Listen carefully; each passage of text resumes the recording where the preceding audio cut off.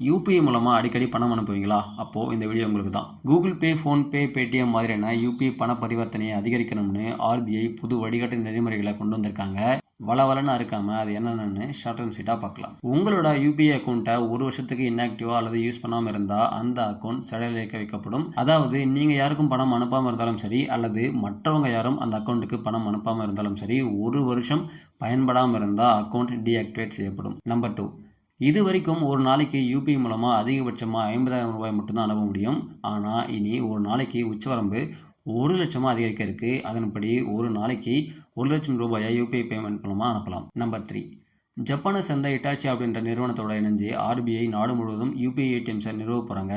இதன் மூலமாக ஏடிஎம்மில் கியூஆர் கோடை ஸ்கேன் பண்ணி பணம் எடுக்கலாம். நம்பர் 4, ஆன்லைன் வால்ட் மாதிரியான ப்ரீபெய்டு பேமெண்ட் மூலமாக வணிகர்களுக்கு பணம் அனுப்பும்போது 2,000 ரூபாய்க்கு மேலே பேமெண்ட் பண்ணால் அதுக்கு பரிமாற்ற கட்டணமாக 1.1% பிடிக்கப்படும். ஆனால் அந்த வணிகர்கிட்ட இருந்து தான் அந்த அமௌண்ட் பிடிக்கப்படும். Number 5, last but not least, புதுசாக ஒருத்தருக்கு பணம் அனுப்பும்போது முதல் முறை 2,000 ரூபாய் மட்டும்தான் அனுப்ப முடியும். அதுக்கு மேலே பேமெண்ட் பண்ணணும்னா 4 மணி நேரத்துக்கு அப்புறம் தான் பண்ண முடியும். இதனால யூபிஐ ஸ்கேம்ஸை தடுக்கலாம் அப்படின்னு ஆர்பிஐ சொல்லியிருக்காங்க. ஆர்பிஐ கொடுத்திருக்க வழிகாட்டு நெறிமுறைகள் விரைவில் நடைமுறைக்கு வரும்னு எதிர்பார்க்கப்படுது. அப்போது இந்த விதிகள்லாம் எல்லோருக்கும் பொருந்தும். முக்கியமான இந்த தகவலை மறக்காமல் உங்களோட ஃபேமிலி அண்ட் ஃப்ரெண்ட்ஸ்க்கும் ஷேர் பண்ணுங்கள். மறக்காமல் சேனலையும் சப்ஸ்கிரைப் பண்ணிடுங்க. நன்றி.